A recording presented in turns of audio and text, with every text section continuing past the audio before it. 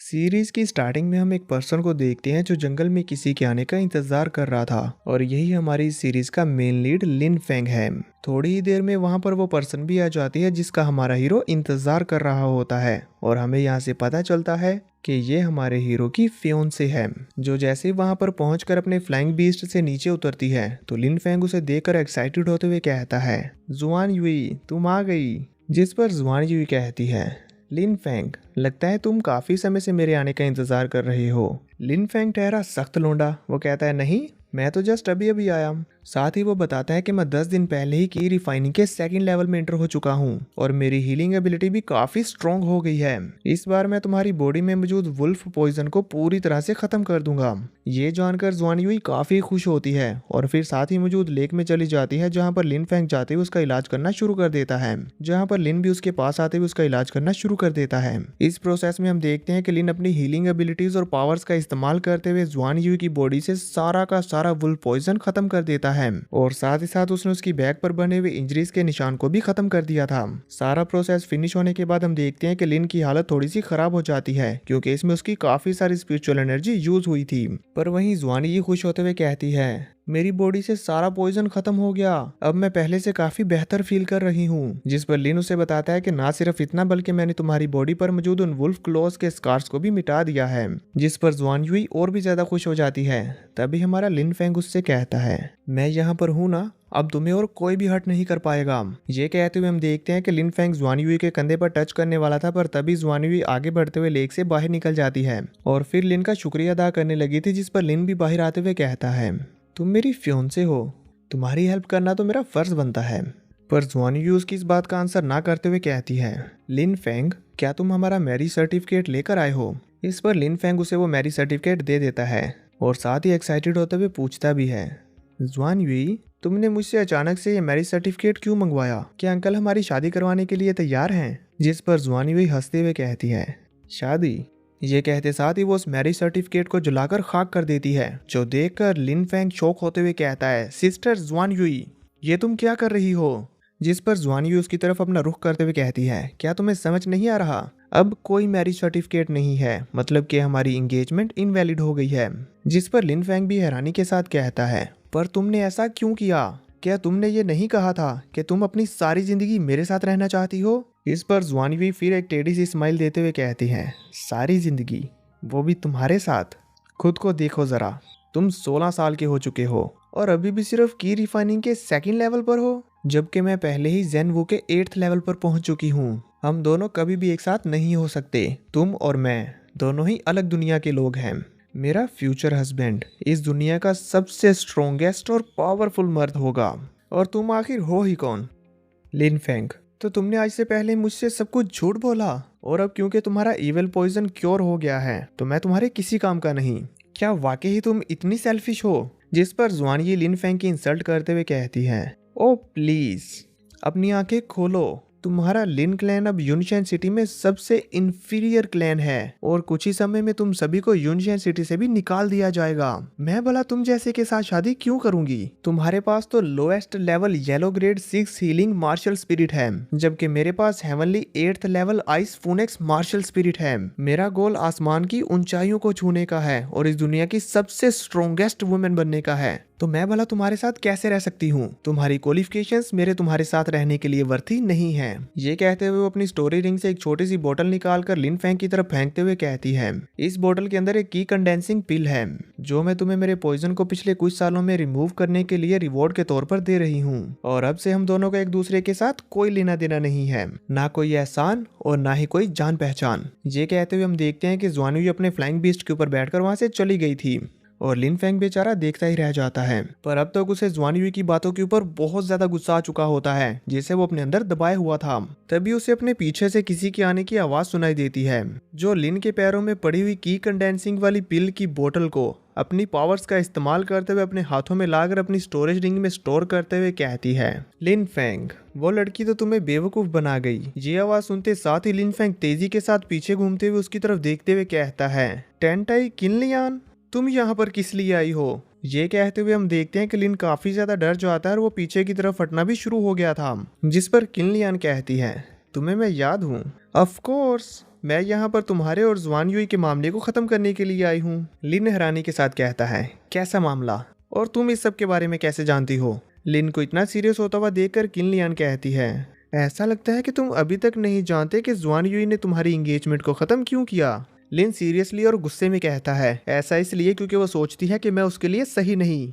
तुमने सही कहा, पर उसने तुमसे झूठ बोला है। जुआन युई दरअसल किन लोग डायनेस्टी के थर्ड प्रिंस के प्यार में पड़ गई है और अब वो उसके साथ शादी करके थंडर गॉड पैलेस में ज्वाइन होगी, जिसके बाद वो अपनी कल्टीवेशन को बढ़ाएगी और हेवंस गेट तक पहुंचेगी। और अब क्योंकि वो एक प्रिंस के साथ शादी करने जा रही है और तुम्हारे साथ उसकी पास्ट हिस्ट्री है, तो भला वो तुम्हें कैसे जिंदा छोड़ दे। ये सुनकर लिन फेंग काफी शॉक्ड हो जाता है, पर इससे पहले कि वो यहाँ से अपनी जान बचाकर भाग पाता, किन लियान अपनी पावर्स का इस्तेमाल करते हुए उस पर जानलेवा अटैक करके उसे वहीं पर जान से मार डालती है।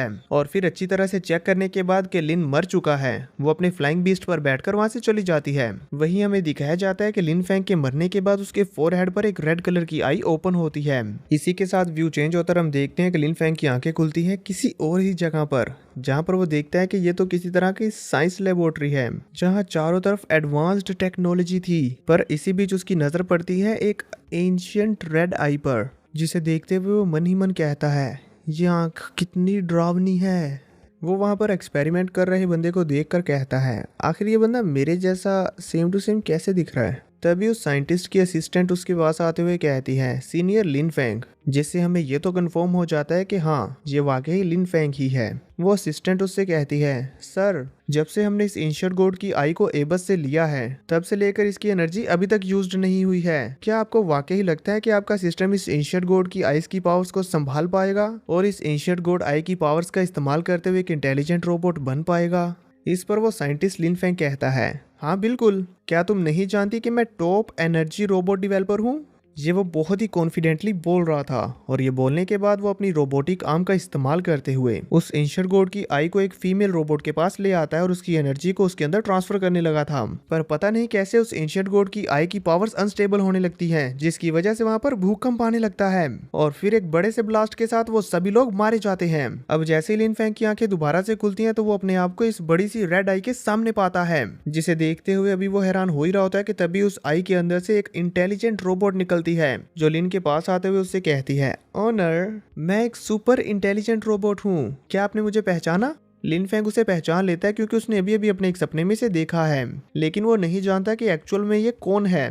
तो इस पर वो एआई गर्ल कुछ मेमोरीज को लिन फेंग की माइंड में ट्रांसफर करते हुए उसे दिखाती है कि एक्चुअल में लिन कहाँ से है। वो बताती है कि आप स्टार सेंचुरी कॉन्टिनेंट से हैं। इससे लिन को अपनी पास्ट की कुछ मेमोरीज याद आती हैं, इसीलिए वो उस एआई से पूछता है, आखिर ये आई किस तरह की है? जहाँ तक मुझे याद है तो मैंने इसे स्टार कॉन्टिनेंट के एक एबिस से निकाला था। जिस पर वो एआई लिन को बताती है कि इस एंसेस्ट्रल ड्रैगन आई के अंदर ऑर्डिनरी डिवाइन आइस के मुकाबले में बहुत ज्यादा एनर्जी है और आप इस पावरफुल एंसेस्ट्रल ड्रैगन आई को अपने लिए इस्तेमाल कर सकते हैं। आपको बस अपना माइंड इस एंसेस्ट्रल ड्रैगन आई के साथ कनेक्ट करना होगा।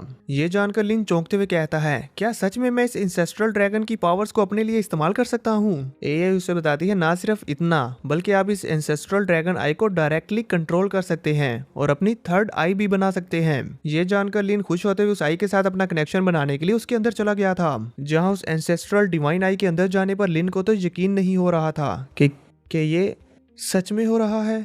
तभी लिन को वहां पर काफी सारी टेक्निक्स नजर आती हैं, जिसमें से जैसे ही वो किसी एक को टच करता है तो वो टेक्निक्स उसके अंदर एब्जॉर्ब होना शुरू हो गई थी, जिसके बाद उसे प्रॉपरली पता चल जाता है कि ये टेक्निक कौन सी है। इसीलिए वो उसका नेम लेते हुए कहता है, ancestral dragon body refining technique. इसकी हेल्प से मैं अपनी बॉडी को ट्रू ड्रैगन स्पिरिट के साथ टेम्पर्ड कर सकता हूँ, जिससे मेरी बॉडी एक एंसेस्ट्रल ड्रैगन बॉडी बन जाएगी। मैं इस ट्रू ड्रैगन एनर्जी को अपनी 365 एक्यू पॉइंट्स को ओपन करने के लिए इस्तेमाल कर सकता हूँ, जिससे मैं अपनी पावर्स बहुत ज्यादा बढ़ा लूंगा और मेरा स्पिरिचुअल सी भी काफी ज्यादा पावरफुल हो जाएगा, जिसकी हेल्प से मैं फ्यूचर में ग्रेट सक्सेस और कल्टीवेशन अचीव कर सकता हूँ, जिसके बाद मैं गैलेक्सी को अपने हाथों से फाड़ के रख सकता हूँ और यूनिवर्स के लॉस को भी ब्रेक कर दूंगा। और फिर वो सोचने लगता है कि किंग लोंग डायनेस्टी के एंसेस्टर्स अपनी किंग जियाओ ब्लड लाइन पर रिलाई करते हैं और उन्होंने इसी से एक बहुत बड़ी डायनेस्टी स्टैब्लिश की और मेरी जुआन युई भी किंग लोंग डायनेस्टी के थर्ड प्रिंस के प्यार में गिरी है। सिर्फ उस थर्ड प्रिंस की अथॉरिटी और पावर को पाने के लिए उसने मेरे साथ एंगेजमेंट तोड़ दी और मुझे अबेंडन कर दिया।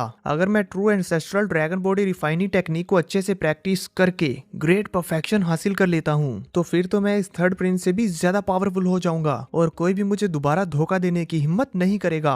अब मेरे पास ये अपॉर्चुनिटी है, मैं इसका फायदा उठा के बहुत ही स्ट्रॉन्ग मार्शल आर्टिस्ट बनूंगा। ये कहने के बाद लिन अब उस एंसेस्ट्रल ड्रैगन की एनर्जी को अपनी बॉडी में एब्जॉर्ब करते हुए कल्टीवेशन करना शुरू कर देता है और हम देखते हैं कि उसने बहुत ही जल्द इस टेक्निक को मास्टर भी कर लिया होता है और वो अपनी बॉडी को रिफाइन भी कर पा रहा था। इसीलिए वो उसकी पावर्स को फील करते हुए कहता है, मैं तो वाकई एंसेस्ट्रल ड्रैगन की एनर्जी को अपने लिए इस्तेमाल कर सकता हूँ। और अब इसी के साथ लिन अपनी इस टेक्निक को परफॉर्म करते हुए अपनी रियल बॉडी के अंदर से अपनी स्पिरिचुअल फॉर्म को बाहर निकालता है, जिसकी हेल्प से वो अपने घर की छत तोड़कर बाहर आते हुए आसमान में खड़े होकर आसपास के सारे एरिया को देख पा रहा था, जो देखकर वो अपने स्पिरिचुअल सी में खुश होते हुए कहता है, मैं तो वाकई इस टेक्निक की हेल्प से आसमान में थाउजेंड्स ऑफ मीटर्स तक देख सकता हूँ। अभी वो ये कहते हुए खुश हो ही रहा होता है कि तभी उसकी बॉडी की स्पिरिचुअल फॉर्म अचानक से नीचे गिर जाती है और दोबारा से उसकी बॉडी के अंदर चली गई थी। पर ऐसा होने की वजह से उसको भी काफी वीकनेस फील होती है, इसीलिए वो घबराते हुए कहता है, ये आखिर क्या हो रहा है, मुझे अचानक से ऐसी अजीब सी फीलिंग क्यों आ रही है।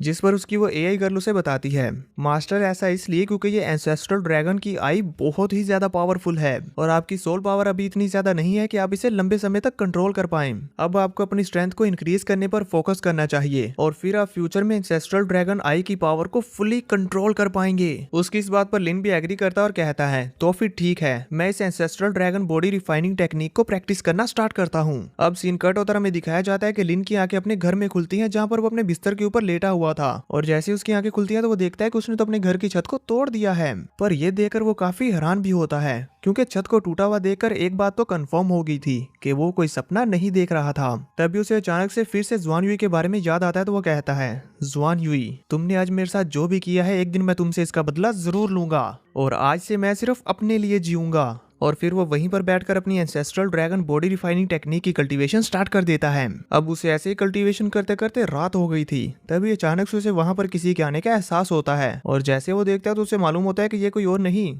बल्कि उसकी सिस्टर है, जो लिन को होश में आया हुआ देखकर काफी खुश होती है और उसे लिन की बहुत फिक्र हो रही थी। तो लिन उसे फिक्र ना करने को कहता है और कहता है कि मैं हार्ड वर्क करूंगा और बहुत ही पावरफुल और स्ट्रॉन्ग मार्शल आर्टिस्ट बनूंगा, फिर हम दोनों को लुक डाउन करने की किसी की भी हिम्मत नहीं होगी। जो सुनकर लिन की सिस्टर खुश होते हुए कहती है, बड़े भाई, मैं आपके लिए सूप बनाकर लाई हूँ जिसे पीने से आप अपनी स्ट्रेंथ को जल्दी से रीगेन कर सकेंगे। लिन भी खुशी खुशी अपनी सिस्टर से वो सूप लेता है और एक ही सांस में पी जाता है, जिसे पीने के बाद वो कहता है, वाओ, इसके अंदर से तो बहुत ही स्ट्रॉन्ग मेडिसिनल सेंट आ रही है। ज़ियाओयू, तुम्हें ये एलेक्सर कहाँ से मिला? तो इस पर ज़ियाओ अपने भाई से नजरें चुराते हुए हिचकिचाते हुए कहती है, वो ग्रैंडफादर ने मुझे जो सोल नर्सिंग वुडन दी थी, मैंने उसके बदले में आपके लिए मेडिसिनल हर्ब्स ले ली। ये सुनकर लिन बहुत ज्यादा शॉक हो जाता है और कहता है, क्या तुमने अपनी सोल नरिशिंग वुडन को बेच दिया? तुम्हें पता भी है कि तुम्हारे लिए वो सोल नरिशिंग वुडन कितनी ज्यादा इंपॉर्टेंट है। तुम्हारी सोल बचपन से ही इंजर्ड है, उसकी हेल्प से ही तुम अपनी सोल को अभी तक स्ट्रेंथन किए हुई हो। अब आखिर तुम अपनी सोल को कैसे नरिश करोगी? अपने भाई को उसके लिए इतनी ज्यादा फिक्र करता हुआ देखकर ज़ियाओयू भी कहती है, मैं आपको इस तरह से नहीं देख सकती थी, आप पूरी तरह से अनकॉन्शियस हो गए थे और मामूली मेडिसिन आपके लिए बिल्कुल ही यूजलेस थी और मैं आपके लिए हाई लेवल की मेडिसिनल हर्ब्स लेने के लिए भी गई थी, पर वहां पर भी वो सभी मुझे ऑर्डिनरी इलेक्सर्स और मेडिसिनल हर्ब्स दे रहे थे। तभी सेकंड ब्रदर लिन चैन ने मुझे वहां पर देखा और उन्होंने कहा कि मैं तुम्हारी इलेक्सर्स ढूंढने में हेल्प कर सकता हूँ तुम्हारे ब्रदर की इंजरीज को हील करने के लिए, और फिर उन्होंने मुझे आपको ट्रीट करने के लिए वो इलेक्सर ढूंढ दिया, जिसके बदले में मैंने उन्हें अपना सोल नरिशिंग वुडन दे दिया। एल्डर ब्रदर, प्लीज आप मुझ पर गुस्सा ना हो, मैं बस आपको किसी भी कीमत पर क्योर करना चाहती थी, फिर चाहे मुझे उसके लिए कुछ भी क्यों ना करना पड़ता। ये कहते हुए वो काफी ज्यादा इमोशनल हो चुकी थी, इसीलिए वो अपने आंसू पोंछते हुए कहती है, डैड अब हमारे साथ नहीं रहे और ग्रैंडपा भी सीरियसली इंजर्ड होकर सेकुलेशन में चले गए हैं और अब मैं अपने ब्रदर को नहीं खो सकती। ज़ियाओयू की ये सारी बातें सुनकर लिन फेंग भी एक गहरा सांस लेते हुए कहता है, सिली गर्ल, मैं तुम पर गुस्सा नहीं हूँ, मैं बस ये सोचकर परेशान हो रहा था कि तुम्हारे लिए वो सोल नरिशिंग वुडन बहुत ज्यादा जरूरी है। जिस पर ज़ियाओयू भी कहती है, तो भाई जब आप ठीक हो जाएंगे तो मेरे लिए दोबारा ढूंढ लाना। जिस पर लिन फेंग भी उसके सर पर हाथ फेरते हुए कहता है, ठीक है।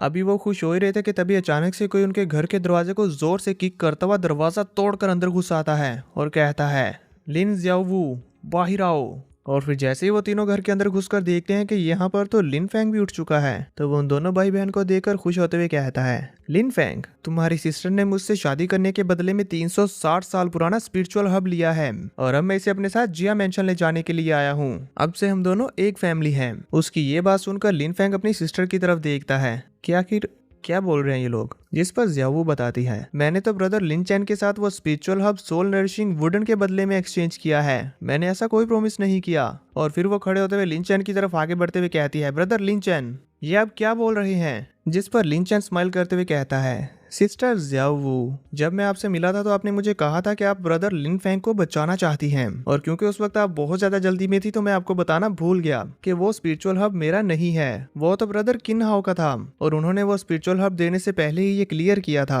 कि अगर तुम उससे शादी करोगी तभी वो स्पिरिचुअल हब तुम्हारा होगा। ये रहा आपका वो सोल नरिशिंग वुडन जो मैं आपको वापस देने के लिए आया हूँ। बेसिकली यहाँ पर लिन चैन जियावू को फंसाने की कोशिश कर रहा है। इन दोनों की ये बातें सुनकर लिन फेंग भी काफी कंफ्यूज हो रहा था। तभी लिन फेंग को अपनी एआई गर्ल की आवाज आती है जो उससे कहती है, मास्टर लिन चैंग झूठ बोल रहा है। उसकी ये बात सुनकर लिन फेंग जल्दी से अपने स्पिरिचुअल सी में आ जाता है और उस एआई गर्ल से पूछता है, तुमने मुझसे कहा कि लिन चैंग झूठ बोल रहा है, बताओ कैसे? और यहाँ से हमें पता चलता है कि इस एआई गर्ल के पास सामने वाले के दिमाग के अंदर चल रही सारी की सारी बातें सुनने और उसके विजुअल्स दिखाने की पावर्स हैं। इसीलिए वो लिन फेंग को लिन चैन के दिमाग में चल रही हुई सारी बातें और सारे विजुअल्स दिखाती है कि आखिर वहां पर क्या हुआ था जब आपकी सिस्टर इससे डील कर रही थी। अब लिन फेंग अपनी आंखों से देखता है कि जो बात अभी लिन चैन कर रहा है ऐसा तो मेरी सिस्टर के साथ डील करते हुए कुछ भी नहीं हुआ था। और अभी लिन चैन के माइंड में चल रहा था कि मैं सिस्टर जियावू को फंसा कर उसकी किन हाओ से शादी करवा दूंगा, और यही तो किन हाओ की सबसे बड़ी ख्वाहिश है। ऐसा करके अब मैं फ्यूचर में इसके कनेक्शंस को इस्तेमाल कर पाऊंगा जिससे मैं डायरेक्टली किन लोंग अकेडमी में इंटर हो सकता हूँ, और वहां फिर मैं अपनी कल्टीवेशन को बढ़ाते हुए शेनवू आर्मी में भी ज्वाइन हो सकता हूँ। तब मेरी पावर और रेपुटेशन बहुत ज्यादा बढ़ जाएगी। लिन चैन के माइंड में ये सारी बातें चलता हुआ सुनकर लिन फेंग को काफी ज्यादा गुस्सा आ जाता है और वह कहता है, ये कितना बेशर्म है, आफ्टर ऑल ये है तो हमारे ही लिन क्लैन से, पर फिर भी ये अपनी सिस्टर जैसी जियावू को किन लोंग अकेडमी में इंटर होने के लिए हम कैसे कर सकता है। तभी वो एआई लिन फेंग को किन हाओ के माइंड में चल रही बातों को सुनाती है, जो कि अपने मन में बोल रहा होता है, इस जियावू ने मुझे कभी भी भाव नहीं दिया, ये हमेशा से मेरे साथ आइस की तरह कोल्ड रही है, और अब मैं अपने उस मेडिसिनल हब का इस्तेमाल करते हुए इसे अपना बना लूंगा। आज रात तो मैं इसके अच्छे से मजे लूंगा। किन हाओ की ये सारी बातें सुनकर लिन फेंग को बहुत ज्यादा गुस्सा आ जाता है। तभी वहीं रियल में किन हाओ आगे बढ़ते हुए लिन फेंग से कहता है, तुम्हारी सिस्टर के साथ शादी करके मैं इसका बहुत ही अच्छे से ख्याल रखूंगा। उसकी ये बात सुनकर तो जियावू पीछे गिर गई थी और वो रोते हुए कहती है, बड़े भाई मैंने इससे शादी करने का कोई प्रॉमिस नहीं किया, ये सब झूठ बोल रहे हैं। जिस पर लिन फेंग भी उसे कहता है, परेशान मत हो जियावू, तुम्हारा भाई अभी यहाँ पर है, तुम्हें कोई भी बुली नहीं कर सकेगा। और फिर वो इन तीनों की तरफ आगे बढ़ने लगता है। लिन फेंग को इस तरह से अपनी तरफ आता हुआ देख कर किन हाओ कहता है, आखिर तुम करना क्या चाहते हो? लिन फेंग, मैं क्या करना चाहता हूँ? तुम लिन चैन के साथ मिलकर मेरी सिस्टर को स्पिरिचुअल हब देकर इसे फोर्सफुली शादी करने के लिए मनाने की कोशिश कर रहे हो, और मुझे कहते हो कि मैं क्या करना चाहता हूँ? तुम्हें क्या लगता है कि हमें बुली करना इतना ही आसान है? तो अब लिन चैन लिन फेंग को शांत करवाते हुए कहता है, किन हाओ के तुम्हारी सिस्टर जियावू को वो स्पिरिचुअल हब देते हुए कोई भी बुरे इंटेंशंस नहीं थे, तो आखिर तुम हमें कैसे कह सकते हो कि हम तुम्हारी सिस्टर को धोखा दे रहे हैं? लिन चैन को अभी भी लिन हाओ का साथ देता हुआ देखकर लिन फेंग को काफी ज्यादा गुस्सा आ जाता है और वो कहता है, लिन चैन, जियावू तुम्हारी अपने ब्रदर की तरह रिस्पेक्ट करती है, पर तुम उसे किन हाओ के कनेक्शंस को इस्तेमाल करते हुए किन लोग अकेडमी में ज्वाइन होने के लिए यूज कर रहे हो। शर्म आनी चाहिए तुम्हें खुद पे। और अब तुम ये भी एक्सेप्ट नहीं कर रहे कि तुम जियावू को धोखा दे रहे हो। किस तरह के दोगले इंसान हो तुम। पर अब मुझे तुम्हारी असलियत पता चल चुकी है, तुम बहुत ही बेहुदा और चालाक हो। तुम तो इंसान होने के लायक भी नहीं हो। लोगों को धोखा देना तुम्हारी फितरत है। अगर तुम अभी भी मेरी बात मानने को तैयार नहीं हो तो मैं तुम्हारे और किन हाओ के दरमियान लिखे हुए लेटर्स को ढूंढकर तुम्हें दिखा सकता हूँ। वो सारे के सारे तुम्हारे रूम में पड़े हुए हैं। क्या तुम चाहते हो कि मैंने ढूंढ कर लेकर आऊं? लिन फेंग के मुंह से अपने बारे में इतना सब कुछ जानकर लिन चैन हैरान होते हुए कहता है, तुम ये कैसे जानते हो? और वो बहुत ज्यादा शौक हो गया था। जियावू भी काफी ज्यादा हैरान होती है कि मेरे ब्रदर को इतना सब कुछ कैसे पता। पर ये लिन चैन इतना ज्यादा बेशर्म है कि वो अभी भी लिन फेंग को मस्का लगाते हुए कहता है, ब्रदर लिन फेंग, किन हाओ के साथ शादी करने के बाद जियावू किन फैमिली की वेल्थ और ग्लोरी में एंजॉय करेगी। इवन तुम्हारे पास भी किन लोंग अकेडमी में इंटर होने का चांस होगा। तुम्हें नहीं लगता कि ये बहुत अच्छा है? तो हम इसे मना क्यों करें? आपको तो इस बात पर खुश होना चाहिए। जिस पर लिन फेंग उससे कहता है, लिन चैन, अगर तुम वाकई किन हाओ के साथ इतने ज्यादा लॉयल हो तो तुम अपनी सिस्टर की शादी उससे क्यों नहीं करवाते? मैं अपनी सिस्टर की शादी इसके साथ कभी भी नहीं करवाऊंगा। और रही बात जियावू की, तो वो राजघराने से बिलोंग करती है। किन हाओ जियावू के साथ शादी करने के लायक नहीं है। और तुम लिन फैमिली के डिसेंडेंट के तौर पर जियावू की सोल नरिशिंग वुडन को से वापस कर दो और यहाँ से दफा हो जाओ। अदरवाइज रूड होने के लिए मुझे ब्लेम मत करना। जिस पर लिन चैन एक टेढ़ी से स्माइल करके अकड़ते हुए कहता है, तुम्हें क्या लगता है, क्या तुम कोई फैसला ले सकते हो, चाहे तुम ये चाहते हो या नहीं। मेरे ग्रैंडफादर ने किन्हाओ की जियाऊ के साथ शादी करवाने का प्रॉमिस किया है और हमारी लिन फैमिली भी तो काफी समय से जिया फैमिली में शादी करवाना चाहती थी। अब तुम पीछे नहीं हट सकते। जिस पर पीछे बैठी जियाऊ अभी भी रोते हुए कहती है, बड़े भाई मैं शादी नहीं करना चाहती। जिस पर लिन फैंग भी उसे हौसला देते हुए कहता है, फिक्र मत करो बहन, कोई भी तुम्हें शादी के लिए फोर्स नहीं करेगा।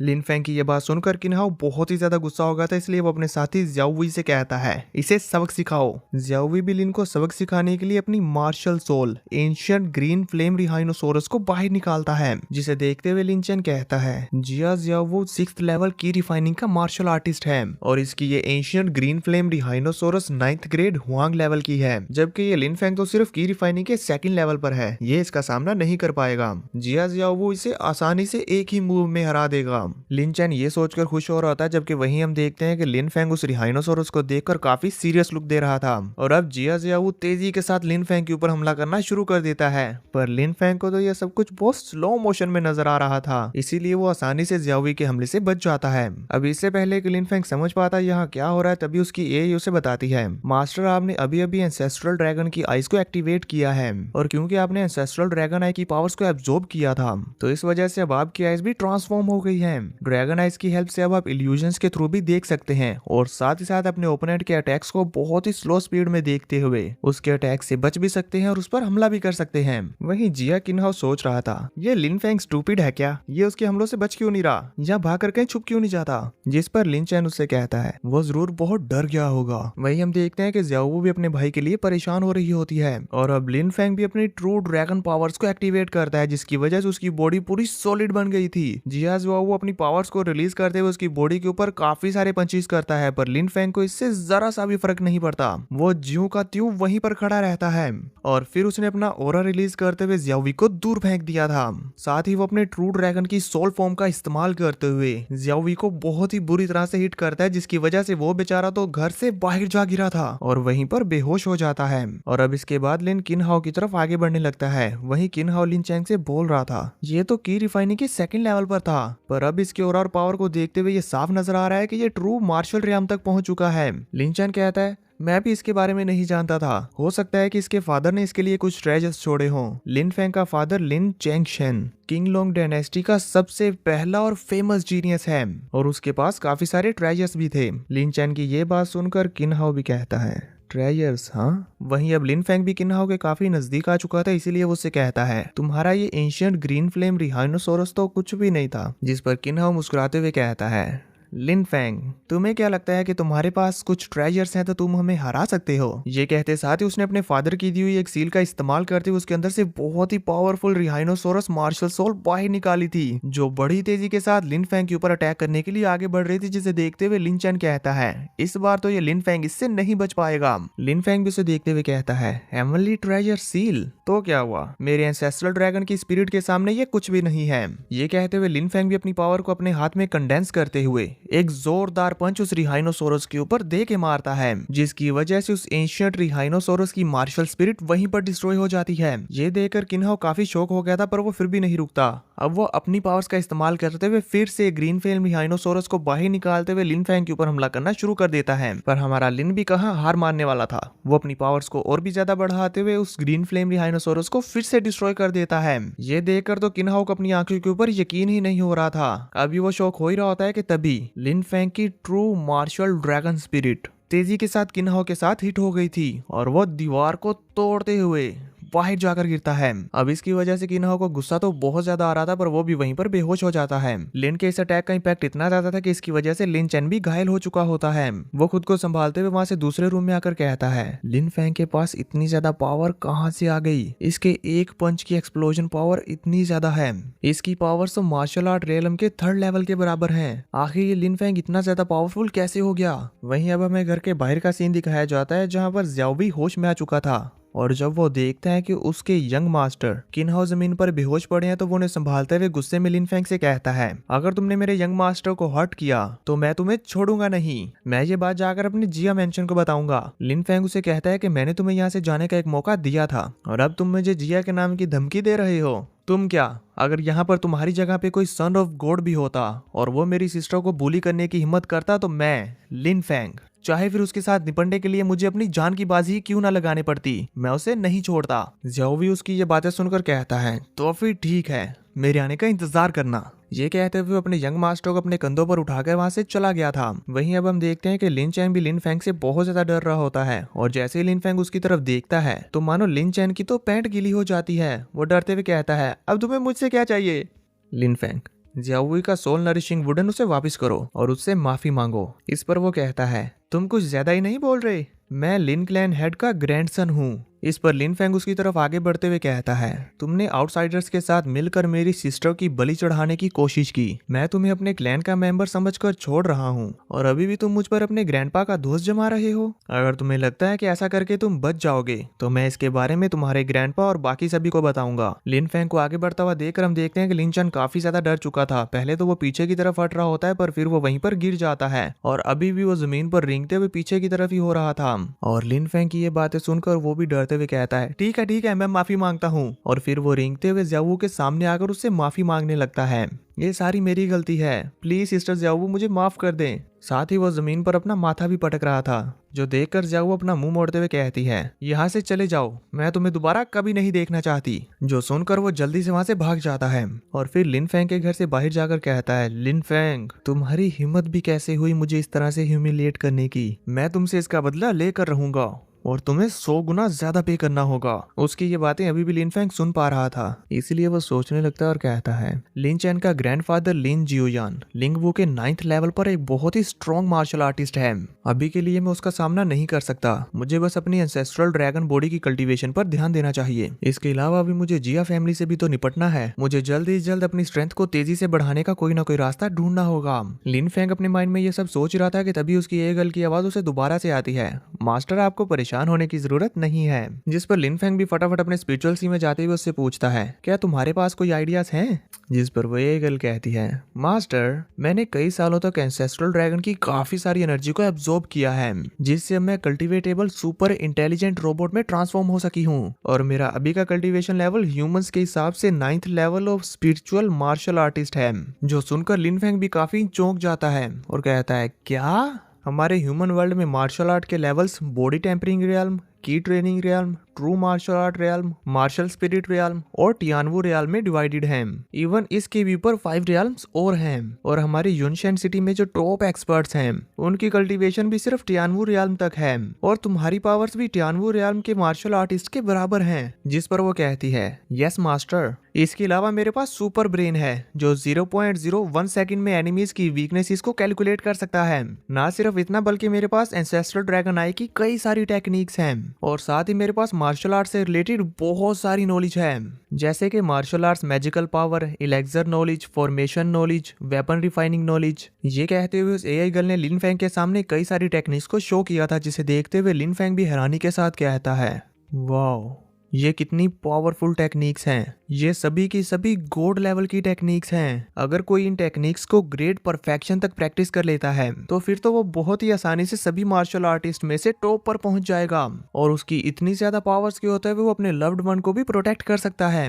जिस पर वो ए गर्ल भी उससे कहती है, मास्टर अगर आप एंसेस्ट्रल ड्रैगन आई की पावर्स को कम्प्लीटली कंट्रोल कर सकते हैं तो फिर इस दुनिया में आपको रोकने वाला कोई नहीं होगा, आप जो चाहे कर सकते हैं। जिस पर लिन भी कहता है, पर मेरी अभी की कल्टीवेशन लेवल के हिसाब से एंसेस्ट्रल ड्रैगन आई को कंट्रोल करना बहुत मुश्किल है और अभी के लिए तुम ही मेरा सबसे बड़ा ट्रम्प कार्ड हो। अब मुझे बस अपनी पावर्स और स्ट्रेंथ को जल्द से जल्द इंक्रीज करना है। ये सुनकर वो ये गर्ल भी खुश हो जाती है। इसी के साथ सीन कट होता में दिखाया जाता है इधर लिन फेंग को, जिसके पास उसकी सिस्टर आते हुए कहती है, ब्रदर आप सडनली इतने ज्यादा पावरफुल कैसे हो गए? तो लिन उसके सर पर हाथ फेरते हुए कहता है, ज़ियाओ तुम्हारे ब्रदर ने अपनी ब्लड लाइन पावर्स को अवेकन कर लिया है, अब हमें और कोई भी बुली नहीं कर पाएगा। और ये रहा तुम्हारा सोल नरिशिंग वुडन, तुम्हें इसे संभाल कर रखना चाहिए। ज़ियाओ सोल नरिशिंग वुडन को लेते हुए कहती है, बड़े भाई क्या आपने सच में अपने ब्लड लाइन टैलेंट को अवेकन कर लिया है? जिस पर वो भी सर हिलाते हुए कहता है हाँ, जो देखकर जियावू बहुत ज्यादा खुश हो जाती है। तभी लिन फेंग अपने माइंड में सोच रहा होता है, ये काफी अफसोस की बात है कि जियावू इंजर्ड सोल के साथ पैदा हुई है और इसीलिए ये एनर्जी को इकट्ठा करते हुए कल्टीवेशन नहीं कर सकती। लिन फेंग के मन की ये बातें वो ये गर्ल भी सुन पा रही थी, इसलिए वो कहती है मास्टर, आपकी सिस्टर की सोल डैमेज नहीं है। और फिर लिन फेंग को जियावू की बॉडी के अंदर 2 सोल्स नजर आती हैं, जिसे देखते हुए वो कहता है मुझे इसकी बॉडी के अंदर ये 2 सोल्स कैसे नजर आ रही हैं। इस पर एआई गर्ल उसे बताती है आप मेरे सुपर ब्रेन के साथ मर्ज हो चुके हैं, इसी वजह से आप इसकी बॉडी के अंदर देख पा रहे हैं कि इस वक्त 2 सोल्स हैं। और फिर लिन फेंग अपने स्पिरिचुअल सी के अंदर जाता हुआ अच्छे से इन दोनों सोल्स को देख रहा होता है, जिसमें से एक के पास जाकर उसे एग्जामिन करते हुए कहता है मैं फील कर पा रहा हूँ कि ये तो मेरी सिस्टर जियावू की सोल है, पर ये जो दूसरी सोल है ये भी जियावू की तरह ही लग रही है, पर ये एक्चुअल में वो नहीं है, ये कोई और पर्सन लग रही है, ये कैसे। और फिर वो एआई गर्ल से पूछता है कि मुझे एनालाइज करके बताओ कि ये दूसरी सोल क्या है, जिस पर वो एआई गर्ल बिल्कुल ऐसे करती है और अच्छे से एनालिसिस करने के बाद लिन फेंग को बताती है मेरे सुपर ब्रेन एनालिसिस के अकॉर्डिंग लिन जियाओ की ये दूसरी सोल बहुत ही ज्यादा पावर के साथ रीइंकार्नेट हुई है। जो सुनकर लिन फेंग काफी हैरान हो गया था, इसीलिए वो पूछता है पर कैसे। तो अब एआई गर्ल उसे बताने लगती है कि ये कैसे होता है। वो उसे एक स्क्रीन पर विजुअल्स के साथ समझाती है ये जुनलोंग वर्ल्ड की इंफॉर्मेशन है। कहा जाता है कि जब कोई बहुत ही ज्यादा पावरफुल और अमेजिंग स्ट्रेंथ वाला बंदा रीइंकार्नेट होता है तो इससे ये फिनोमेनन बनता है जिससे एक बॉडी के अंदर 2 सोल्स आ जाती हैं। ये जो वीक सोल है ये जियावू की इस लाइफ की सोल है जो बिल्कुल एक ब्लैंक पेपर की तरह है, और ये जो सील्ड हुई दूसरी सोल है ये इसकी पास्ट लाइफ की सोल है जिसके अंदर इसकी पास्ट लाइफ की मेमोरीज और पावर्स हैं। अगर इसकी सील टूट गई तो ये सोल अवेक हो जाएगी, जिससे आपकी सिस्टर को उसकी पास्ट लाइफ की मेमोरीज और पावर्स इनहेरिट होंगी। या फिर ये भी हो सकता है कि पास्ट लाइफ वाली सोल इस लाइफ की सोल को डिवोवर करके इसकी बॉडी पर कब्जा कर ले। ये सुनकर लिन फेंग हैरानी के साथ कहता है तो क्या ये फिर भी मेरी सिस्टर रहेगी। एआई गर्ल थियोरेटिकली तो ये आपकी सिस्टर ही होगी, लेकिन क्योंकि ये इसकी पास्ट लाइफ की सोल है तो इससे इसकी एक अलग ही पर्सनैलिटी निकल कर आएगी जिसे आप नहीं जानते होंगे। और आप इसकी पास्ट लाइफ की सोल के अंदर से निकलता हुआ ऑरा देखिए, ऐसा लगता है कि ये दूसरी सोल किसी भी वक्त उठ सकती है। अगर ये उठ गई तो आपकी सिस्टर की सोल इसके साथ फ्यूज्ड हो जाएगी और ये किसी भी वक्त हो सकता है। एआई गर्ल की ये सारी बातें सुनकर लिन फेंग कहता है नहीं, मैं इसकी पास्ट लाइफ की सोल को जियावू की अभी की सोल के साथ फ्यूज्ड नहीं होने दे सकता। वहीं जियावू अपने भाई को इस तरह से सोच में पड़ा हुआ देखकर कहती है बड़े भाई आप मुझे इस तरह से क्यों देख रहे हैं। जिस पर लिन फेंग कहता है कुछ नहीं, मैं बस यूं ही सोच रहा था। तो अब जियावू कहती है अफसोस की बात है मैं कल्टीवेशन नहीं कर सकती, वरना इन बुरे लोगों को सबक सिखाने में मैं भी आपकी हेल्प करती। लिन फेंग उसे कहता है इन बुरे लोगों के साथ डील करने के लिए तुम्हारा भाई ही काफी है। जियावू अगर फादर यहाँ पर होते तो किसी की भी हमें बुली करने की हिम्मत नहीं होती। ये कहते हुए वो अपने भाई के गले लग जाती है और कहती है भाई मैं फादर को बहुत मिस करती हूँ। जिस पर लिन फेंग उसे दिलासा देते हुए कहता है डोंट वरी, तुम्हारा भाई डेफिनेटली फादर को ढूंढ लेगा। जो सुनकर जियावू काफी खुश हो जाती है। तभी एआई गर्ल लिन फेंग से कहती है मास्टर जियावू कल्टीवेशन के लिए इनकैपेबल नहीं है, बल्कि इसकी बॉडी के अंदर तो हिडन ब्लड लाइन है। पर अगर देखा जाए तो इसकी बॉडी के अंदर जो ब्लड लाइन है वो आपकी बॉडी से डिफरेंट है, लगता है कि ये आपकी बायोलॉजिकल सिस्टर नहीं है। तो लिन फेंग भी अपने माइंड में ही एआई गर्ल को बताता है तुमने सही कहा, जियावू मेरी बायोलॉजिकल सिस्टर नहीं है। मेरे फादर ने इसे एंशिएंट फॉरबिडन जोन से अडॉप्ट किया था, लेकिन हमारे फादर हमें उस वक्त छोड़ के चले गए जब मैं सिर्फ 6 साल का था, इसलिए मैं जियावू के लाइफ एक्सपीरियंस के बारे में ज्यादा नहीं जानता। तो अब ये सब जानकर एआई गर्ल लिन फेंग को जियावू की ब्लड लाइन टैलेंट को एक्टिवेट करने के लिए एक टेक्निक बताती है जो कि थी सुप्रीम गॉड रिफाइनिंग टेक्निक। वो बताती है कि अगर मिस जियावू इस मेथड को प्रैक्टिस करती है तो ना सिर्फ वो अपनी सोल को स्ट्रेंथन कर सकती है बल्कि वो बहुत जल्दी अपनी कल्टीवेशन को भी आगे बढ़ा लेंगी, और इसी के इस्तेमाल से वो अपनी प्रीवियस लाइफ की सोल को अपनी इस लाइफ की सोल के साथ फ्यूज्ड होने से भी बचा सकती है। पर इसमें एक प्रॉब्लम है, सुप्रीम डिवाइन रिफाइनिंग टेक्निक को प्रैक्टिस करने के लिए लार्ज अमाउंट में हेवन एंड अर्थ की स्पिरिचुअल एनर्जी चाहिए होती है। जिस पर लिन फेंग कहता है ठीक है चलो पहले जियावू को सुप्रीम डिवाइन रिफाइनिंग टेक्निक देते हैं। तो अब लिन फेंग जियावू से कहता है मेरे पास तुम्हारे लिए एक टेक्निक है, अगर तुम इसे मन लगाकर प्रैक्टिस करोगी तो तुम्हारी सोल भी स्ट्रेंथन होगी और तुम अपनी कल्टीवेशन की जर्नी को भी शुरू कर पाओगी। अब ये कहते साथ ही लिन फेंग एआई गर्ल के सुपर ब्रेन का इस्तेमाल करते हुए अपनी फिंगर से जियावू के माथे पर टच करते हुए उसके माइंड के अंदर वो सारी की सारी टेक्निक मेथड डाल देता है। इस इतनी ज्यादा पावरफुल और यूजफुल टेक्निक के बारे में जानकर जियावू शॉक होते हुए कहती है बड़े भाई आपके पास इतनी ज्यादा मिस्टीरियस स्किल कहाँ से आई। लिन फेंग भी कामली उसका आंसर करते हुए कहता है ये फादर ने मुझे दी थी, अब जाओ और जल्दी से मन लगाकर प्रैक्टिस करो, इससे तुम अपनी सोल को स्ट्रेंथन करोगी और साथ ही साथ अपनी सारी की सारी एनर्जी को अपने हार्ट में कॉन्सेंट्रेट ऑपरेट कर सकोगी। जिस पर जियाओ भी खुश होते हुए कहती है, बड़े भाई मैं बहुत मेहनत करूंगी। सीन कट होता है, हमें नेक्स्ट डे का व्यू दिखाया जाता है जहाँ पर जियाओ रूम में बैठी हुई कल्टीवेशन कर रही थी और उसके आसपास काफी सारी स्पिरिचुअल एनर्जी भी फ्लो कर रही होती है। उसे इस तरह से मन लगाकर प्रैक्टिस करता हुआ देखकर लिन फेंग भी उसके पास बैठ जाता है और अपनी कल्टीवेशन करना शुरू कर लेता है। और जब उसकी कल्टीवेशन कंप्लीट हो जाती है तो वो खुश होते हुए कहता है, ये सुप्रीम डिवाइन रिफाइनिंग टेक्निक तो वाकई बहुत ज्यादा पावरफुल है। मैंने सिर्फ एक रात इसे प्रैक्टिस किया है और मेरी सोल पावर 30% इंक्रीज हो गई है, लेकिन मेरे आसपास हेवन एंड अर्थ की स्पिरिचुअल एनर्जी बहुत कम है। इतनी कम एनर्जी में मैं अपनी ग्रोथ को नहीं बढ़ा सकता। ऐसा लगता है कि अब मुझे टियाननान ऑक्शन में जाकर कुछ इलेक्सर्स और स्पिरिचुअल हब्स लानी होंगी। ये सोचते साथ ही वो फिर से अपने माइंड में जाकर एआई गर्ल से मिलता है और उससे कहता है, क्या तुम्हारे पास कुछ लो लेवल की टेक्निक्स हैं? अगर है तो मुझे दे दो, क्योंकि मुझे उसे सेल करके अपने लिए कुछ इलेक्सर्स और स्पिरिचुअल हब्स लाने हैं। जिस पर वो एआई गर्ल लो लेवल की टेक्निक्स को फाइंड करने की कोशिश करती है, पर उसके पास कोई भी लो लेवल की टेक्निक नहीं थी। जो सुनकर लिन फेंग हैरानी के साथ कहता है कि हमारे इस एंशिएंट गॉड कॉन्टिनेंट में soul skills Huang level, Xuan level, earth level, heaven level, spirit level, king level और एम्परर लेवल पर डिवाइडेड है। और जो स्पिरिचुअल लेवल की टेक्निक है वो तो किसी भी क्लैन को डोमिनेट करवाने के लिए काफी है। पर फिर वो कहता है, कोई बात नहीं, स्पिरिचुअल लेवल की टेक्निक सेल करना किंग लेवल से तो बेहतर है। और फिर वो स्पिरिचुअल लेवल टेक्निक को अपने हाथों से एक स्क्रोल पर लिख कर उसे ऑक्शन में बेचने के लिए चला जाता है। और अब वो जिस जगह पर आया हुआ था उस ऑक्शन के अंदर जाते हुए हमें बताता है कि ये लोंगशन टाउन है और ये जेनलोंग माउंटेन की एज पर लोकेटेड है, जहाँ से हर दिन बहुत सारे कल्टीवेटर्स ड्रैगन माउंटेन से स्पिरिचुअल हब्स को सर्च करने के लिए जाते हैं। और इनमें से बहुत सारे कल्टीवेटर्स वहाँ से मिले हुए स्पिरिचुअल हब्स और ट्रेजर्स को यहाँ टियाननान ऑक्शन में लाकर बेचते हैं। उम्मीद है कि मुझे यहाँ पर हाई लेवल के इलेक्सर जरूर मिल जाएंगे। हमें ये सब बताते हुए लिन फेंग अब उस ऑक्शन के अंदर आ चुका था, जहाँ पर उस ऑक्शन की एक लेडी लिन फेंग से आकर पूछती है, मैं आपकी क्या हेल्प कर सकती हूँ? जिस पर लिन फेंग उसे बताता है कि मेरे पास हेवन लेवल की मार्शल आर्ट है, जिसके बदले में मैं कुछ स्पिरिचुअल हब्स और इलेक्सर्स बाय करना चाहता हूँ। क्या यहाँ पर ऐसा किया जा सकता है? लिन फेंग की इस बात पर हम देखते हैं कि पहले तो वो लड़की ये जानकर हैरान हो जाती है कि इसके पास हेवन लेवल मार्शल आर्ट की टेक्निक है। और फिर वो बिना कोई और सवाल किए उसे कहती है, सर प्लीज आप मेरे साथ वीआईपी रूम में आए। जहाँ उसे अपने साथ ले जाते हुए रास्ते में एक दूसरी लड़की से कहती है, जल्दी से जाकर मैनेजर लिंक को बताओ कि वो वीआईपी रूम में आए। वहीं हम देखते हैं कि वहाँ पर मौजूद लोग लिन फेंग को उस गर्ल के साथ वीआईपी रूम में जाते हुए देखकर कहते हैं, आखिर ये लड़का कौन है? जिस पर दूसरा बंदा उसे बताता है, मुझे लगता है कि ये लिन फेंग है, लिन फैमिली का बेटा। उन दोनों की वो बातें पास खड़े हुए दो और आदमी सुन रहे थे। वो कहते हैं, लिन फेंग, इनकी लिन फैमिली तो पूरी तरह से खत्म होने की कगार पर पहुंच चुकी है ना। इन दिनों तो ये लोग मामूली से हब्स भी अफोर्ड नहीं कर सकते, पर ये लड़की उन्हें वीआईपी रूम में ले जा रही है। साथ खड़ा आदमी कहता है, सिर्फ इतना ही नहीं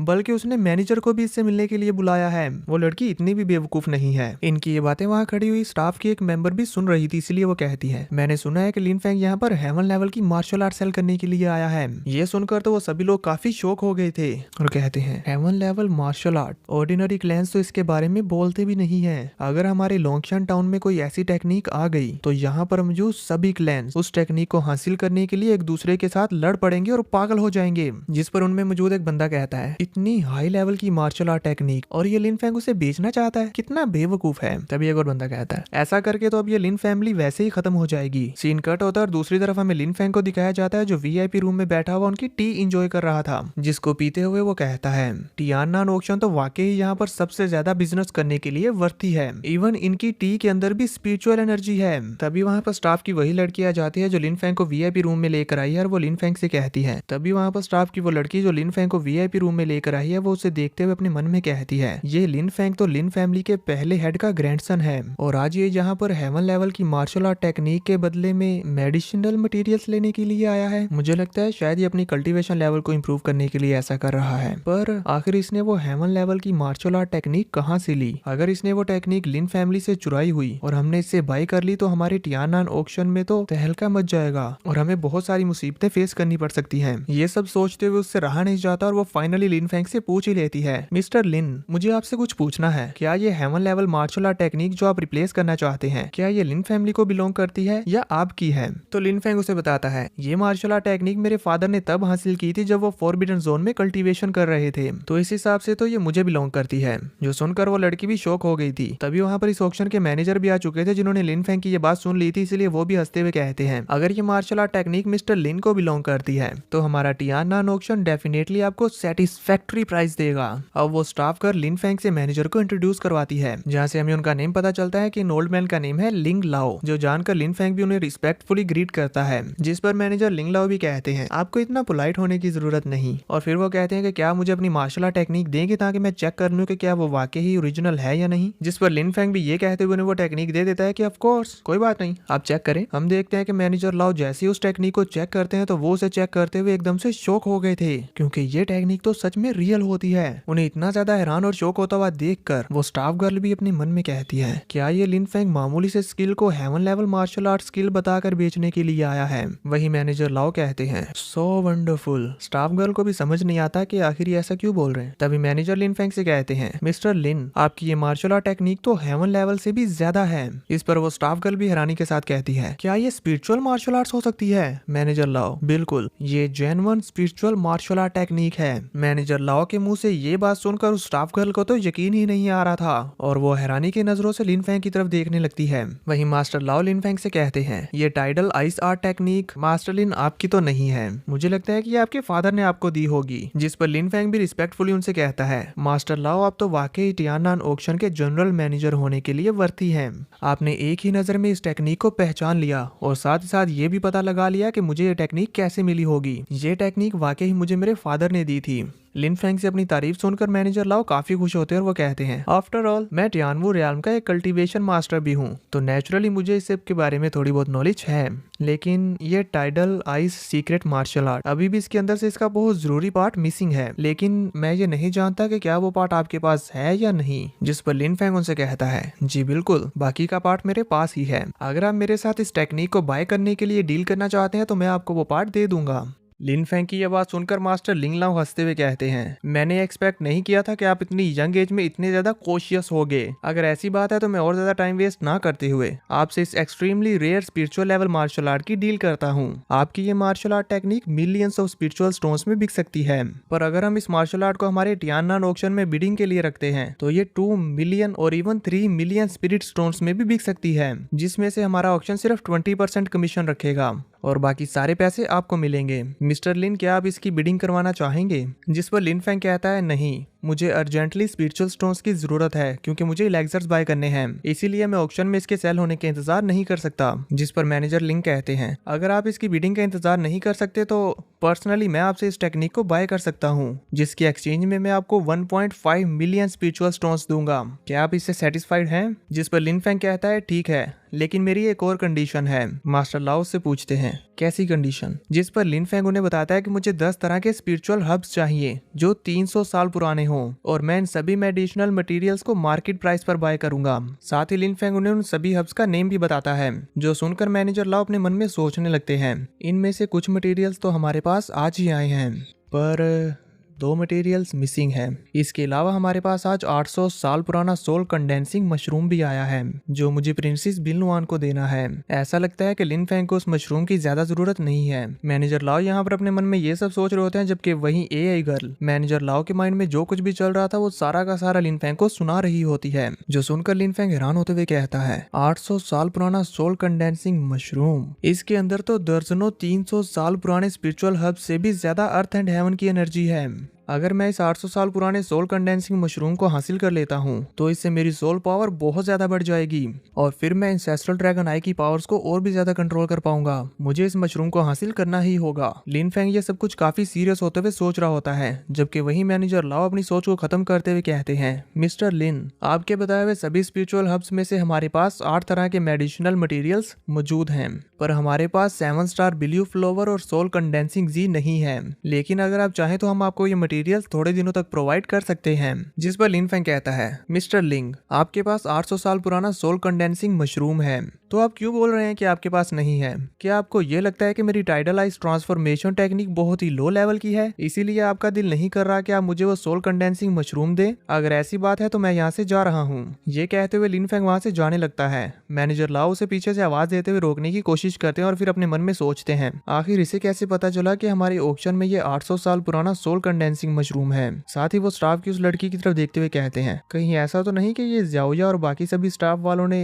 ये न्यूज पहले ही से बता दी है। वो स्टाफ गर्ल मास्टर लाओ को उसे देखते हुए समझ चुकी थी, इसीलिए वो भी नाम में अपना सर हिलाती है कि नहीं सर, हमने इसके बारे में नहीं बताया। वही मास्टर लाओ की बात सुनकर लिन फेंग रुकते हुए उनसे कहता है, मिस्टर लिंग, आपने इसके बारे में क्या सोचा है? वही मैनेजर लाओ अभी भी सोच रहे होते हैं। मेरे लिंक क्लैन के पास वाटर स्पिरिट बॉडी है और हम वाटर स्पिरिचुअल पावर को कंट्रोल करते हैं। अगर हम इस टाइडल आइस मेल्टिंग टेक्निक को प्रैक्टिस करते हैं तो इससे हमारी वाटर स्पिरिट पावर इवॉल्व होकर आइस पावर में तब्दील हो जाएगी, जिससे हमारी कॉम्बैट पावर डबल से भी ज्यादा हो सकती है। ये मेरी पूरी लिंक फैमिली के लिए ग्रेट अपॉर्चुनिटी है। मुझे इस टाइडल आइस टेक्निक को हासिल करना ही होगा। लिन फेंग को देखकर ही ये मालूम हो रहा है कि ये उस 800 साल पुराने सोल कंडेंसिंग मशरूम में बहुत ज्यादा इंटरेस्टेड है। हाउएवर प्रिंसेस बिंगलुआन को भी सोल कंडेंसिंग टेक्निक की बहुत अर्जेंट जरूरत है और उनकी उम्र भी 18 साल से ज्यादा हो चुकी है, पर वो अभी तक अपनी ब्लड लाइन मार्शल स्पिरिट को अवेक नहीं कर सकी। इस बार वो इस सोल कंडेंसिंग मशरूम को अपनी सोल पावर को बढ़ाने के लिए यूज करना चाहती हैं, ताकि वो अपनी सोल पावर को बढ़ाकर अपनी मार्शल आर्ट स्पिरिट को अवेक कर सके। अब मुझे क्या करना चाहिए? यहाँ पर मैनेजर लाओ भी इसी कश्मकश में होते हैं कि वही लिन फेंग इनके मन की सारी बातें सुनते हुए अपने मन में कहता है,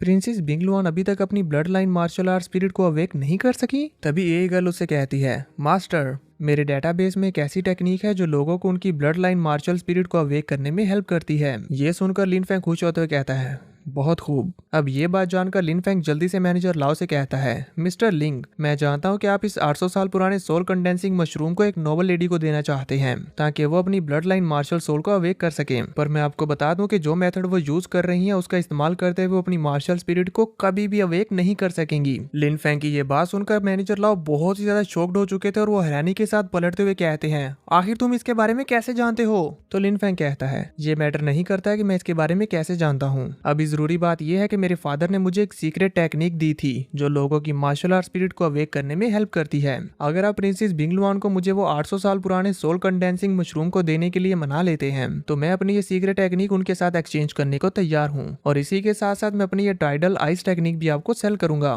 पर अगर आप ऐसा करने के लिए तैयार नहीं है तो फिर मैं किसी और ऑप्शन में चला जाता हूँ। मैनेजर लाओ तो यहाँ पर लिन फेंग की ये बातें सुनकर अभी भी काफी ज्यादा हैरान हो रहे होते हैं और वो हैरानी के साथ ही अपने मन में कहते हैं, ये तो प्रिंसेस का नेम भी जानता है। अगर इसके पास वाकई ब्लड लाइन मार्शल सोल को अवेक करने की टेक्निक है तो मैं इसे प्रिंसेस के साथ इंट्रोड्यूस करवाकर बहुत अच्छी अचीवमेंट्स हासिल कर सकता हूँ। ये सोचते हुए वो लिन फेंग से कहते हैं, क्या वाकई तुम्हारे पास कोई ऐसी सीक्रेट टेक्निक है? जिस पर लिन फेंग हाँ कहता है। तो अब मैनेजर लाओ भी उसे अभी प्रिंसेस बिंगलुआन के पास ले जाने के लिए मान जाते हैं, पर साथ ही साथ उसे वार्न भी करते हैं कि अगर तुम्हारे पास कोई ऐसी सीक्रेट टेक्निक नहीं हुई तो तुम्हारे साथ जो कुछ भी होगा उसके जिम्मेदार तुम खुद होगे, क्योंकि अगर प्रिंसेस बिंगलुआन को गुस्सा आ गया तो मुझे डर है कि वो तुम्हारी पूरी लिन फैमिली को खत्म करवा देंगी। ये बात तो तुम जानते ही हो ना। जिस पर लिन फेंग भी कॉन्फिडेंटली कहता है, मैं खुद को जानता हूँ। तो अब मैनेजर लाओ भी लिन फेंग को प्रिंसेस बिंगलुआन के पास ले जाने लगते हैं। सीन कट और में दिखाया जाता है प्रिंसेस बिंगलुआन के पैलेस का सीन, जहाँ पहुंचकर ये दोनों प्रिंसेस को ग्रीट करते हैं तो प्रिंसेस लिन फेंग से पूछती हैं, तुमने कहा कि तुम्हारे पास एक एंशिएंट सीक्रेट टेक्निक है जो मेरी मार्शल स्पिरिट को अवेक कर सकती है? जिस पर लिन फेंग बहुत ही कॉन्फिडेंटली कहता है, अगर मैंने यहाँ पर आने की हिम्मत किया तो इसका मतलब यही है कि मेरे पास प्रिंसेस की मार्शल स्पिरिट को अवेक करने की सीक्रेट टेक्निक है।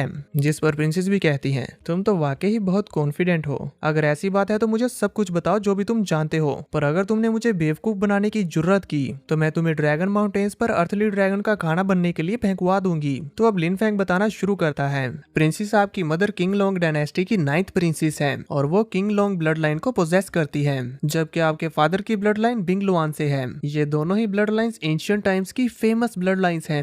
अगर आपके पास इन दोनों में से कोई एक मार्शल सोल भी है तो आप बहुत ही ज्यादा पावरफुल बन सकती हैं, लेकिन खुशकिस्मती से आपके पास दोनों ही ब्लड लाइंस हैं और इसी वजह से ये दोनों मार्शल सोल्स लगातार एक दूसरे को सप्रेस करने की कोशिश कर रही है ताकि इनमें से कोई एक कमजोर हो जाए और दूसरी खुद को अवेक कर सके। यही रीजन है कि अभी तक आप अपनी मार्शल सोल स्पिरिट को अवेक नहीं कर सकी। लिन फेंग की ये सारी बातें सुनकर मैनेजर लाओ अपने मन में कहते हैं, इस लड़के ने तो सिर्फ एक नजर में ही प्रिंसेस की सारे लाइफ एक्सपीरियंस के बारे में बता दिया, पर उन्हें क्या पता था कि ये तो अभी सिर्फ शुरुआत है। वही लिन फेंग प्रिंसेस से आगे और कहता है, प्रिंसेस आप इन कई सालों में अपनी मार्शल सोल को अवेक करने के बहुत सारे तरीके ढूंढ रही है, जिनमें से आपने कुछ ट्रू एंशिएंट ड्रैगन बिंगलुआन की ब्लड लाइन को अवेक करने की कोशिश भी की है, पर आपके ये सारे के सारे मेथड्स बेकार गए। शायद आप नहीं जानती पर इन्होंने आपके मेरिडियंस को बहुत नुकसान पहुंचाया है। इसके अलावा मैं ये भी देख पा रहा हूँ कि आपने 3 महीने पहले एक और एंशिएंट मेथड को हासिल किया था ताकि आप अपनी सोल पावर को बढ़ाते हुए ब्लड एनर्जी को कंडेंस करके अपनी मार्शल स्पिरिट को अवेक कर सके। ये एक अच्छा आइडिया है, पर अफसोस इससे कोई फर्क नहीं पड़ता कि आपकी सोल कितनी स्ट्रोंग है। अगर आप अपनी दोनों ब्लड लाइंस की सोल्स को आपस में लड़ने से नहीं रोक पाई तो फिर चाहे आप कितनी भी मेहनत करके अपने ब्लड की पावर को एक्टिवेट कर लें, आपको उससे कोई फायदा नहीं होगा और एट द एंड आप अपनी दोनों ब्लड लाइन स्पिरिट्स को अपनी बॉडी में ही खत्म करवा देंगी, जिससे आपकी मेरिडियंस बहुत बुरी तरह से इंजर्ड हो जाएंगी। मोर इम्पोर्टेंटली आप साइलेंटली ही मर जाएंगी और सिर्फ लिविंग डेड बनकर ही रह जाएंगी। कोई भी नहीं जान पाएगा कि आपके साथ क्या हुआ। लिन फेंग की ये सारी बातें सुनकर प्रिंसेस हैरानी के साथ खड़े होते हुए कहती है, आखिर तुम ये सब कैसे जानते हो? लिन फेंग कहता है, ये जरूरी नहीं है, जरूरी ये है कि मैं आपकी इन प्रॉब्लम्स को सॉल्व कर सकता हूँ। प्रिंसेस कहती है, क्या तुम्हारे पास वाकई ही कोई रास्ता है? लिन फेंग, मेरे पास और कोई चॉइस नहीं है, तो मैं यहाँ पर टाइम वेस्ट क्यों करूंगा? इस पर प्रिंसेस लिन फेंग से उसकी कंडीशंस पूछती है, तो लिन फेंग उन्हें अपनी पहली कंडीशन बताता है, मैं आपको आपकी फर्स्ट मार्शल सोल आपकी हाफ बॉडी में कंडेंस करने की टेक्निक दूंगा, जिसे आप पहले ट्राई कर सकती हैं। इसके बदले में आप मुझे रिवॉर्ड के तौर पर 800 साल पुराना सोल कंडेंसिंग मशरूम देंगी, और फिर अगर आपको वाकई ऐसा लगा कि मेरी दी हुई टेक्निक आपके लिए इफेक्टिव है तो उसके बाद ही हम बाकी की कंडीशंस के बारे में बात करेंगे, और फिर ही मैं आपको अपनी पूरी soul condensing martial spirit technique दूंगा। आप इसके बारे में क्या सोचती हैं? प्रिंसेस भी इसके लिए मान गई थी, इसीलिए वो उसे पहले सोल कंडेंसिंग मशरूम दे देती है, पर वो फिर भी लिन फेंग को क्लियर कर देती है कि अगर तुमने मुझे बेवकूफ बनाने की कोशिश की तो तुम्हारे साथ जो भी होगा उसके जिम्मेदार तुम खुद होगे। मैं मेरे साथ गद्दारी करने वाले को कभी नहीं बख्शती। ये कहते हुए प्रिंसेस ने लिन फेंग को वो 800 साल पुराना मशरूम दे दिया था। तो अब लिन फेंग भी अपनी डील के अकॉर्डिंग उनसे एक पेपर, इंक, पेन और इंक स्टोन मंगवाता है, जिसके आते साथ ही लिन फेंग ने अपनी टेक्निक को उस पेपर के ऊपर लिखना शुरू कर दिया था। लिन फेंग के उस टेक्निक को लिखते हुए प्रिंसेस भी देख रही थी, जिसे चोरी छिपे मैनेजर लाओ भी देखने की कोशिश करते हैं, पर जैसे ही प्रिंसेस ने उसे नोटिस किया तो मैनेजर लाओ काफी डर गए, इसलिए वो दोबारा उस टेक्निक को देखने की हिम्मत नहीं करते। और जब लिन फेंग ने अपनी उस टेक्निक का वो हिस्सा कंप्लीट कर लिया जो उसने प्रिंसेस को देना था, तो वो प्रिंसेस से पूछता है, प्रिंसेस आप मेरी इस टेक्निक के बारे में क्या सोचती हैं? तो प्रिंसेस भी उस टेक्निक को पढ़ते हुए हैरान होते हुए कहती हैं, तुम्हारी ये टेक्निक तो स्पिरिचुअल लेवल को भी सरपास कर चुकी है, ये जरूर जेड लेवल की होनी चाहिए। तो लिन फेंग कहता है, तो प्रिंसेस क्या आपको लगता है कि ये 800 साल पुराने सोल कंडेंसिंग मशरूम के लिए वर्थ इट है? जिस पर प्रिंसेस कहती है कि ये तो hundreds of soul condensing mushroom से भी ज्यादा प्रीशियस है। लिन फेंग, अब मैं तुम्हें और परेशान नहीं करूंगी, मुझे पता चल गया कि तुम वाकई मुझसे सच बोल रहे थे, और अब मैं तुम्हारी इस टेक्निक को मार्केट प्राइस से भी 60% हायर प्राइस पर खरीदूंगी, और इसके अलावा अब मैं तुम्हारे फेवर के नीचे भी हूँ। जिस पर लिन फेंग उन्हें ग्रीट करते हुए कहता है, प्रिंसेस आप तो बहुत अच्छी हैं। और फिर वो मैनेजर लाओ से कहती हैं, मिस्टर लिंग प्लीज आप मिस्टर लिन का अच्छे से ख्याल रखें, और अब मैं इस टेक्निक के इफेक्ट को ट्राई करना चाहती हूँ। तो मैनेजर लाओ भी प्रिंसेस को ग्रीट करते हुए लिन फेंग को वहां से ले जाते हैं।